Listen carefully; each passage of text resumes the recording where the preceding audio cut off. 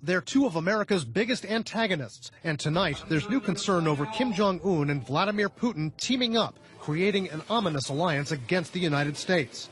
The Russians say they're negotiating with North Korea to hold joint military exercises. Russia and North Korea had strong bonds against the U.S. during the Cold War and afterward when Kim's father visited Putin in Moscow. How would this new axis of antagonism threaten the U.S.? Russia has lots of intelligence. They've got Snowden, for goodness sakes, in Moscow. They have a lot of intelligence about the United States. The South China Sea is like so many potentially dangerous international conflicts over territory, multiple countries claiming the same territory. In this case, no fewer than 6 countries: China, the Philippines, Vietnam, Taiwan, Brunei, and Malaysia. But this one adds a unique question as to whether some of this territory exists at all, because China, over the last several years, has added some 3,000 acres, in effect, manufacturing land where there used to just be reefs that barely poked above the surface. China today says that this is Chinese land. The U.S. says it is still international waters, international airspace. China, in addition to building those islands, is now militarizing them, basing military aircraft, military warships, and missile systems on those manufactured reefs. The U.S. responding by sailing its warplanes and warships through those waters to demonstrate its point that they remain international. For now, that dispute has played out purely with words. The danger is, though, that there could be a miscalculation or an escalation that leads to something worse and much more dangerous. North Korea's vicious young dictator exploding with confidence tonight. His government's news anchor uses new, very aggressive language to project Kim Jong-un's threat. Kim Jong-un said we now have the clear capacity to directly and realistically attack American bastards who continue to attempt to invade the Pacific. Kim's just tested 2 medium-range ballistic missiles. One failed, but weapons monitors call the other one a partial success because the missile flew 250 miles and even briefly entered space. Saying that he can realistically attack Americans and not just the U.S. in general, that's a new level of threatening language from Kim, right? Yes. The potential for provocation and provocative language is enhanced by Kim by the fact that now he has the technology that goes to match the language. When Kim perfects the so-called Musadon missiles he just tested, experts say he'll be able to strike the Aleutian Islands in Alaska or U.S. military units on Guam. A U.S. intelligence official tells CNN tonight Kim's aggressive language, his celebration of this missile launch, underscores his regime's aspiration to be recognized as a nuclear power. Analysts say Kim also wants to fend off the threat he perceives from his principal enemies, who've just wrapped up a massive military exercise on his doorstep. He wants to deter America from even threatening to intervene. He wants to deter South Korea at the same time, obviously.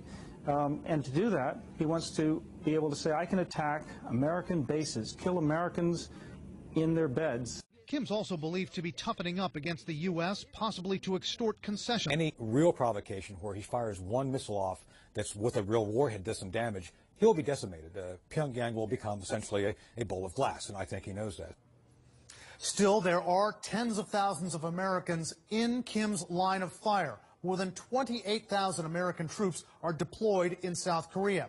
Analysts worry tonight that if Kim tries to provoke South Korea with artillery fire, maybe a commando raid, that a mishap, a miscalculation from Kim's forces could harm those Americans, then we could be in for a dangerous escalation. We are just getting this in. The U.S. officials we are speaking to, Brianna, are telling CNN there was a very serious incident with the Iranian Navy yesterday. Now, this is just one day after that video everyone saw of a different incident.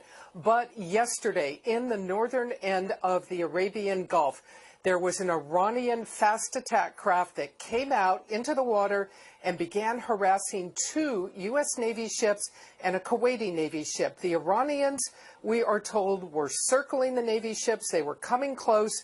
They would not leave. At one point, they came within 200 yards of one of the U.S. Navy patrol craft. The Navy, following standard maritime procedure, tried to call the Iranian ship. They got no answer initially. They fired flares. They did then have, a U.S. official says, a brief radio-to-radio conversation with the Iranians, but still, the Iranians did not leave. At that point, we are told that this U.S. Navy patrol craft, the USS Squall, then made the decision and fired 3 warning shots into the water to warn the Iranians to pay attention and to back off. This is standard maritime procedure for the U.S. Navy. It rarely happens. It has happened in the past, but this is standard procedure when a U.S. Navy ship feels threatened and that threat does not back off.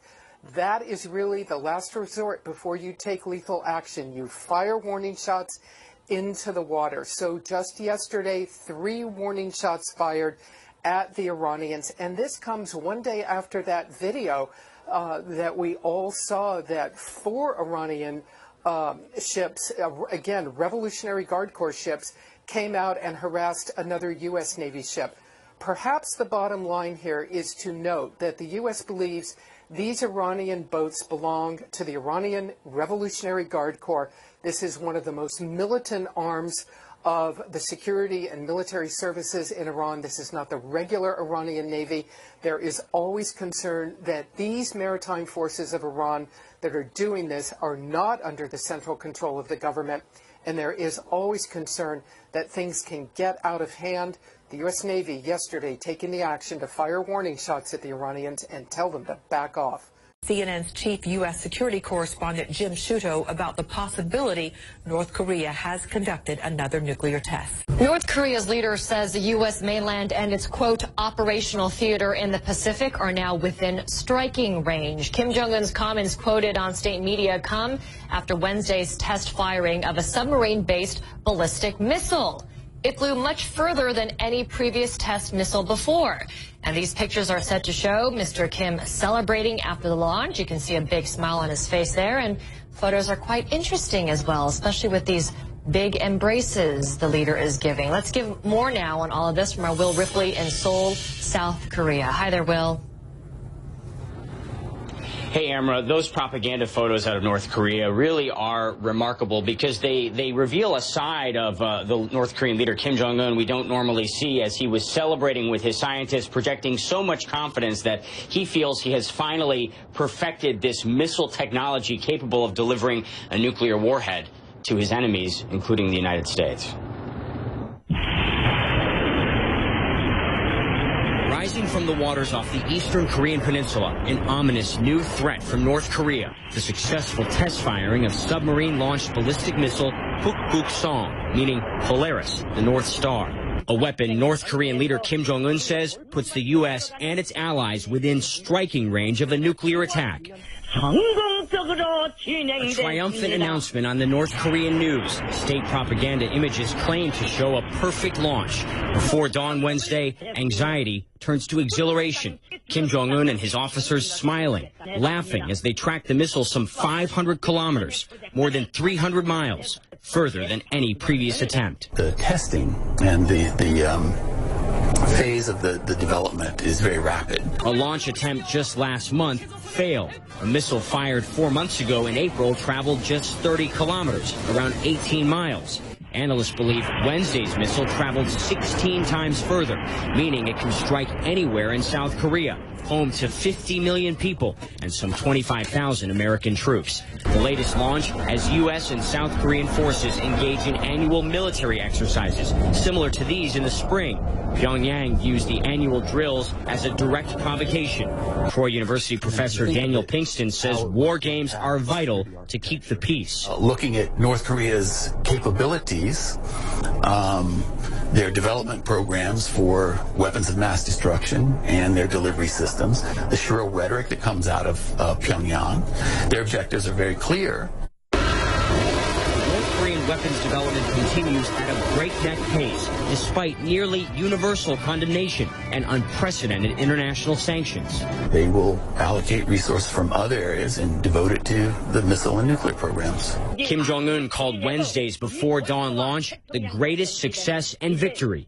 Feeling the intense pressure to succeed, one officer appears overcome with tears of joy, or perhaps relief. I was in North Korea back in May for the Workers' Party Congress and chatting with a government official there who told me they would rather go hungry than give up their nuclear and missile program. So it just goes to show you the mindset, certainly in Pyongyang, Amra, North Korea undeterred by the international condemnation and some of the harshest sanctions ever. Yeah, and it seems like these repeated tests are helping advance their technology there in North Korea. Will Ripley, we thank you for that report live for us there in Seoul. Yonhap is quoting the South Korea Joint Chiefs of Staff saying that at 5:30 a.m. local time, so just about an hour and 20 some odd minutes ago, North Korea launched this yet another submarine-launched ballistic missile in the waters off Sinpo early this morning. Now, this is happening, of course, setting the scene here. The annual South Korea-U.S. military drills are underway. Those kicked off on Monday. And, of course, Amory, we have seen repeated launches but not only submarine-launched missiles, but also mobile missile attempts, these Musadon missiles. And earlier this year, we saw North Korea launch a satellite into orbit, which also is the type of carrier system that could be used to deliver an intercontinental ballistic missile. Pyongyang clearly no longer is concerned if these missile attempts fail, because the submarine launch that we were talking about just last month, according to the U.S. defense officials who were monitoring it, appeared to have been a failure. But North Korea no longer concerned what the world thinks. Each so-called failure provides so much valuable intelligence for their scientists, and they learn things about the missile's carrier system, the computer systems, how far it traveled, what kind of warhead they could fit. And Amra, North Korea's submarine fleet, being able to launch missiles from submarines makes it very difficult to track, even though the U.S. and South Korea are finalizing locations for that THAAD missile defense system. Russia is deploying its ballistic missile and attack submarines in numbers, range, and aggression not seen in 2 decades. In an exclusive interview, the commander of U.S. naval forces in Europe tells CNN the buildup is part of an alarming strategic view. They're very clear that NATO is viewed as an existential threat to Russia. Our military capability, they view in a very visceral way as a threat to Russia. Adding to U.S. concern, Russia is deploying new submarines that are harder for U.S. naval forces to track and detect. Following years and billions of dollars in investment, they are quieter, better armed, and have a greater range of operation. The submarines that we're seeing are much more stealthy. They're acoustically quieter. We're seeing them have more advanced weapon systems, missile systems that can attack land at long ranges. The increased Russian sub-activity is backed by a much broader military expansion. Russia is adding or upgrading some 12 naval bases across the Arctic Circle, expanding its capability to send subs in numbers through the crucial Greenland-Iceland-UK gap into the Atlantic and closer to U.S. and NATO territorial waters. Moscow has also newly stationed 6 submarines in the Black Sea, giving Russia new capability into the Mediterranean. The U.S. believes the new activity is designed to deny NATO, including the U.S., the ability to operate within Russia's so-called near abroad.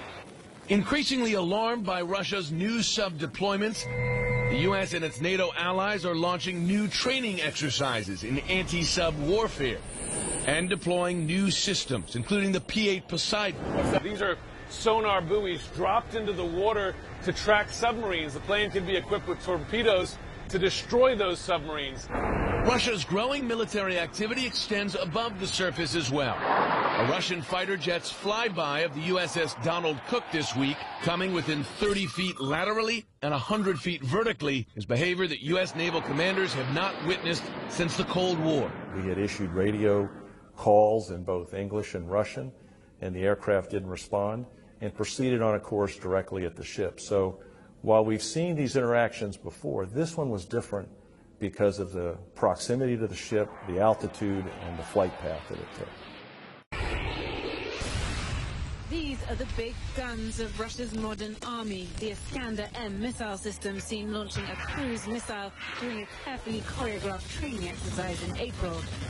And yet this is not NATO's biggest fear. Last year, President Putin announced more than 40 new missiles would be added to Russia's nuclear arsenal, prompting concerns in Washington of a new Cold War. Yesterday's training exercise is today's slick YouTube video. Even missile strikes in Syria posted online. And then there are the close calls, Russian jets buzzing the USS Donald Cook in the Baltic Sea, and a Russian warship coming within 300 meters of a US Navy destroyer. Both sides accusing each other of getting too close. It is very dangerous as it is, and the probability of collision is very high and getting higher. Now, as NATO gets ready to deploy 4 new combat battalions in Poland and the Baltic states, Russia is also getting in position, mobilizing troops and equipment on its border with the Baltic states and its ports in Kaliningrad and Crimea. Both sides are dedicating resources to enhance and strengthen their defense. In a sense, that means both sides are getting ready for war. But neither side is getting ready for attacking the other side. If war happens, it may happen only because of miscalculation, misunderstanding. That is something we call inadvertent war. Earlier today, over the Black Sea, a U.S. Navy P-8 patrol aircraft flying in international airspace was approached by a Russian Su-27 fighter. The Russian plane came within 10 feet of the U.S. Navy plane, according to the U.S. crew. Very dangerous maneuver by the Russians. This is not the first time we have video of Russian planes going over U.S. Navy ships in a very close range. There have been a lot of very aggressive maneuvers by the Russians. This encounter lasted close to 20 minutes earlier today. The U.S. Navy obviously very concerned about all of this. And the big question remains, why are the Russians doing this?